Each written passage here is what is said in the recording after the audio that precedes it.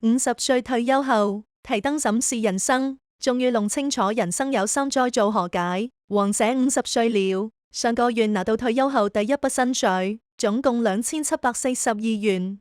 王者年輕的時候喜歡畫畫、唱歌、跳舞，學生時代是校花，可惜數學成績幾乎0分，中考落榜，動了職高。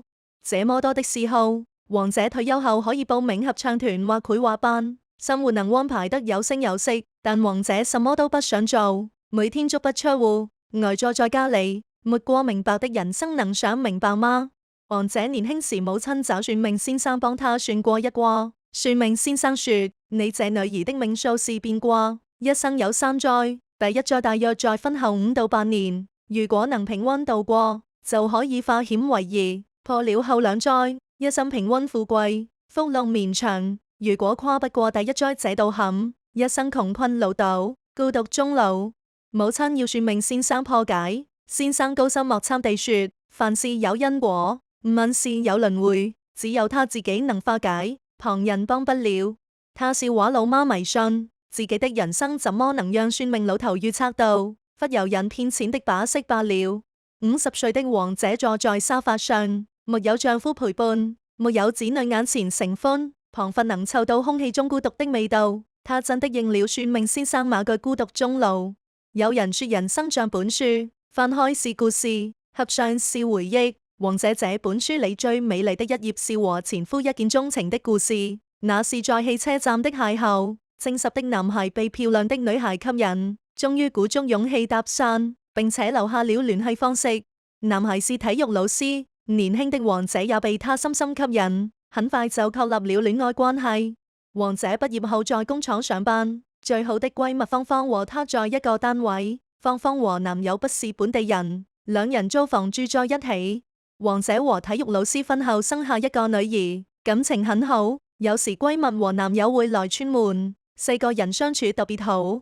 有一天，閨蜜哭住找到王者：我跟他分手了，他一個人回老家發展了，租的房子也退了，我連住的地方都沒有。就這樣，王者讓閨蜜住進家裏，丈夫不同意，家裏2房1衛，陌生女子住進來不方便。但王者可憐閨蜜，堅持要讓閨蜜住家裏，就當自己家一樣。直到有一天上班，擅長說閨蜜有事半上午請假走了，王者有種不好的預感，她匆匆趕回家，拿出鑰匙打開門，把赤條條的丈夫和閨蜜2人倒在了床上。王者把閨蜜的口紅、牙刷、乳液一樣一樣往地上摔，衣服從櫃子裏拖出來撕爛。一個窮酸教師還敢出軌，不是因為你巴士鎮長，我那麼漂亮的女兒會嫁給你嗎？一次不中，百次不用。丈夫的道歉和解釋，王者一概不傾，堅決離婚。女兒，這也是你改寫命運的機會。教師1個月工資沒有1000元。你的漂亮模樣不找個大款都浪費了，記住千萬別要孩子哈，不然影響你再嫁的。王者考慮母親的話，也不是沒有道理。就算找不到合適的，丈夫以後還會帶住女兒求自己回家的。就這樣結婚6年後，王者離婚了，丟下了剛滿5歲多的女兒。王者想到這裏有了油畫酸的太陽穴，不知不覺天快黑了，風從窗口吹進來有點冷。他起身去關窗戶，看到對面樓家燈火通明，依稀看到燈光裏幸福的生活。他終究沒有擺脫命運的安排，還是為年輕時候的錯誤埋單。特別是這個年紀到了清算的時候了。女兒高考180分，下學後找了一個普通工作，找了一個普通男人同居，也不結婚。29歲的年紀，體重超過180公斤。看到這個親媽用愛稱呼。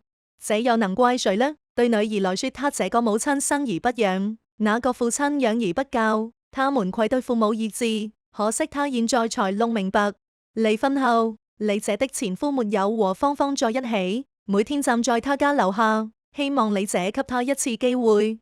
李姐為了報復她，很快就找了個開服裝廠的有錢人，故意相擁住從前夫身邊經過。那個有錢人已經有老婆小孩了。李姐最後只能分手，後來李姐又找過2次，再分過1次，都是離婚分手收場。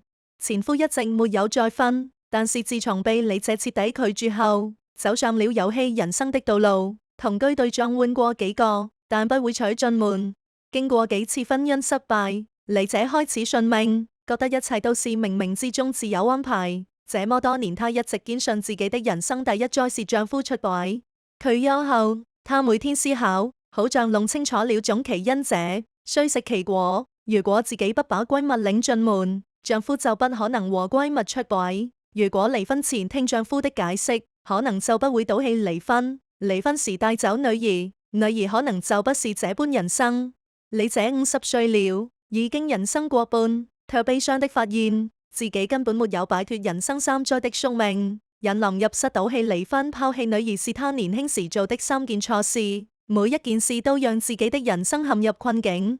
其實李姐當年走上服裝廠廠長的時候就後悔了，她想過回頭，畢竟前夫和女兒還在等她。但一想到前夫和閨蜜的所作所為這麼深，母親也是從中作梗，好像一隻無形的大手把她推向漩渦之中。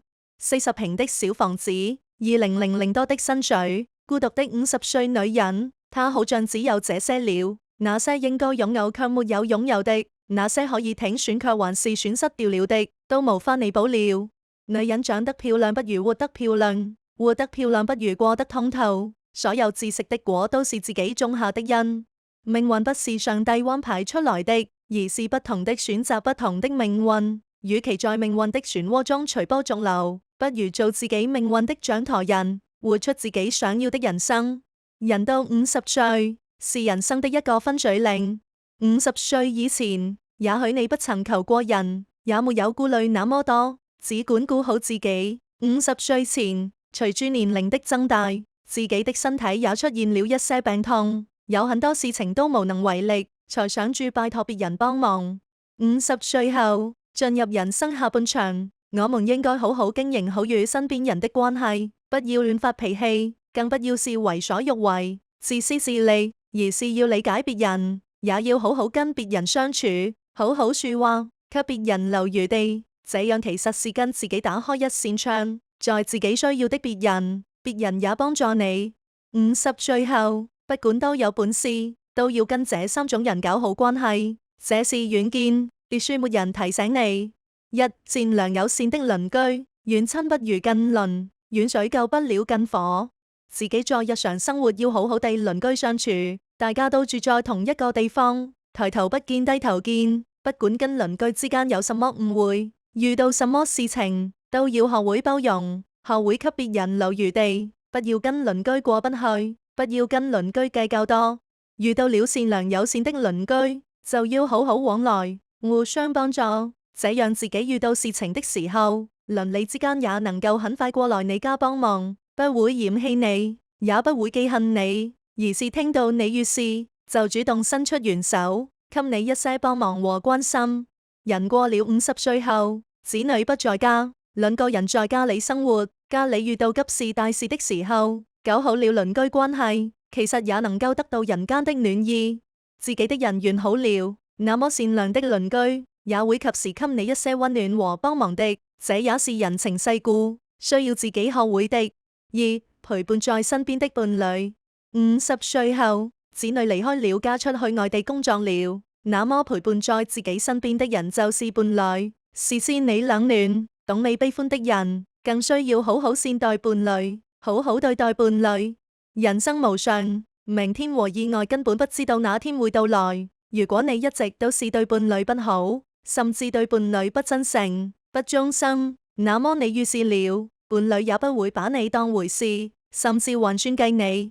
歡樂頌5中李奇幸的爸爸因為犯罪而去坐牢了，他的媽媽就開始掌控了他爸爸的所有資產，然後出國生活了。他的媽媽之所以這樣對爸爸，就是因為爸爸其實一直都在做對不起他的事情，在外面沾花惹草，有太多太雜的關係，而且對他也是非常提防，從來都不會主動給錢他，自己有多少財產從來都不讓他知道。知道他出事了，想住把財產都交給他保管，結果伴侶就趁機把所有資變成自己所有了，然後出國去，讓他出獄之後就再也找不到他了。所以一個人平常對伴侶不好，得到結果就是伴侶拋棄自己，不會原地等你。3. 團結相處兄弟姊妹。50歲後，父母也許很老了，也許已經不在了，而兄弟姊妹其實是父母留給我們最好的禮物。父母不在了，兄弟姊妹成為了親戚，但是彼此之間可以經常往來，經常聯繫，有什麼事情也可以找兄弟姊妹幫忙，兄弟姊妹也會盡力去幫你。那麼其實人生是很有福氣的。人到了50歲後，家庭幸福，家庭和睦，跟兄弟姊妹相處團結，有什麼事情也能夠商量，逢年過節也會經常聚散，一大家子人聚在一起說說笑笑，其實是很好的，很幸福的。人老了以後，有好的鄰居，好的家人，互相幫忙，就是人生的一件幸事，也能夠讓自己的晚年生活幸福安逸。所以你要經營好與身邊這些人的關係，這點很重要，務必牢記。